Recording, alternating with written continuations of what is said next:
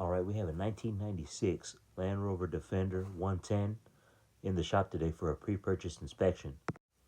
Overall, it's in pretty good shape, but we want to make sure everything is good underneath because there is some rust. So we're going to lift it up. We're going to see how bad it actually is. As you can see, the body's not bad at all.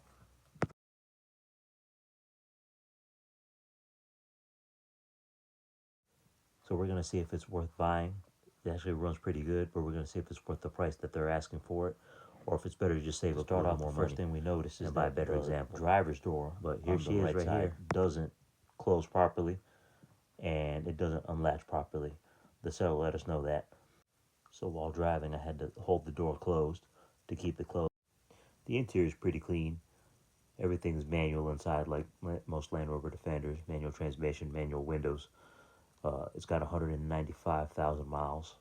Engine runs pretty good, actually. We went and picked it up from the seller's house, which is near the shop, and drove it back to the shop. Drives pretty great.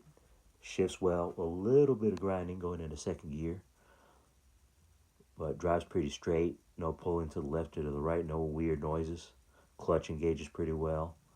Shifts through pretty well. No playing the steering wheel. The brakes felt great also. That being said, you're not going to win any races in this Land Rover Defender. So after the road test, I'm going to go ahead and get it into the bay at the shop. I highly recommend whatever vehicle you buy, especially one that you're going to spend a good amount of money on like this one, and that can have issues. Go ahead and get a pre-purchase inspection. This is really important. You don't want to get ripped off. You want to know what you're working with. You want to know what it is that you're going to have to spend money on. We actually found this Land Rover online for sale when we were comparing vehicles online for $20,000. So to all my Land Rover fans out there, let me know if you think this is worth it. We're going to get it up and see what's going on with it and see what all we have to do to it. Under the hood, here's the 2.5 liter turbo diesel engine. You're going to see there's no AC compressor, so there's no AC in this vehicle. You see back there a little bit of rust on the diesel lines, a little bit of surface rust throughout there. Some point, it'd probably be good to replace those lines, some of these other rusty parts, so you don't have any issues. On this other side over here, we're going to see the radiator hoses. They actually look pretty good. They're not dry rotted or anything like I would have expected them to. The belt was in good shape. Over here on this side, we see a little more surface rust again. We see one of the freeze plugs actually looks a little corroded. The owner would have to be on the lookout for that in case it starts seeping or something like that. Besides that, engine runs pretty good, and all the fluids are good. No major engine leaks. We're going to lift it up and get underneath here and check out this rust and see what's going on there. So we're actually going to start our way from the back, and we're going to make our way forward. Here's the rear axle right here. So towards the right side, we see the rust on the coils. We see rust on the axle, a leak on the axle. The sway bar's rusted. Rust just about everywhere. Let's see how much is actually rotted. These tires are dry rotted. It's definitely going to need a new set of tires. They're about 10 years old. They're no good. I want to go anywhere with these tires. This bushing above the rear axle is shot. As you can see, it's going to need replaced there, as is the bushing over here, the sway bar bushing, as most bushings underneath. They're pretty bad. At some point, somebody replaced the muffler. I guess it rusted off. At some point, maybe in England, and they ended up replacing pretty much the whole exhaust. Anything down here that gets serviced is probably going to break and need replaced because it's so rusty.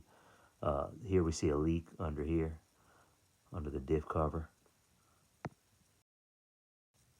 Somebody at some point replaced the shocks. You can tell they look brand new there. Here in the Carolinas, we're not used to seeing this much rust. This vehicle was imported in 2023 from England. The rear differential seal is leaking from the front. It's making its way down and wetting the differential underneath. So that's going to need replaced. As we make our way up the chassis is actually pretty solid. There's no major rot on the chassis. It's just some surface rust in a lot of areas. Here's a leak in the gearbox towards the front by the shocks. You can actually see rust kind of just falling off and flaking off. Here we're making sure that where the springs mount, it's solid. The rear section of the chassis actually looks like it's been replaced. Over here by this rear door, it almost looks like a welding mark. And then towards the back, it looks a lot newer. So that section may have been replaced.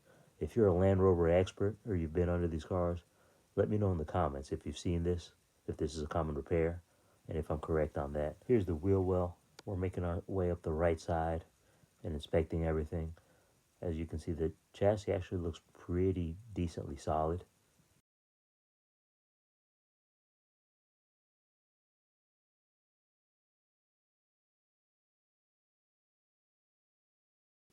Here we're under the engine checking for leaks. No major leaks coming from the engine. We're going to check this bar up here in the front. Looks like it's had maybe some repairs or some welding done here. This bushing is wore out. It's going to need replacement. Here we see some possible welding, possible repairs up front. On this side, we're going to inspect those strut mounts also. Make sure that the chassis is solid where the struts mount to.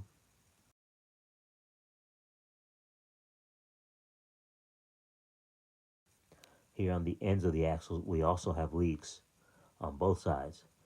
Both driver and passenger side here, we see some gear oil leaking out. So it's going to need work over here on the ends here. So we're going to add axle seals to the list. And then here we have a lot of rust on these brake lines. If we touch these brake lines, they're going to break. So at some point, they're probably going to start leaking.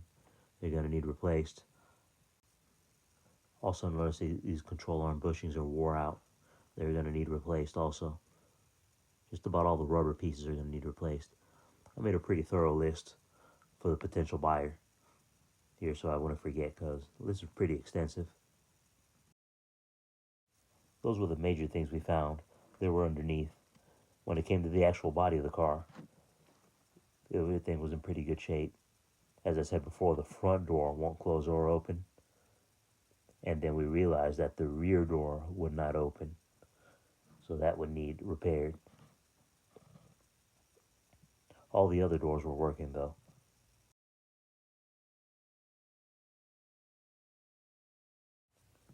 The rear fifth door worked fine. Everything in the back is all there, pretty good shape. Complete with the two seats on the sides and the back. Closes properly. The inside, just about everything works properly. As I said, there's no AC in the vehicle, so it has these vents that open up in the front, and those were working fine. Let some good fresh air in. Only other thing I noticed were the turn signals weren't really working properly.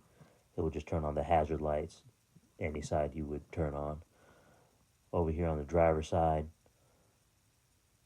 the key you actually, push towards you. If you've never been in a Defender, it was a little weird to get used to.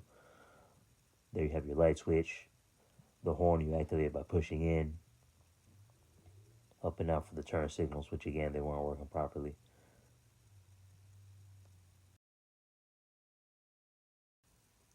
You have your driver's side vent over here.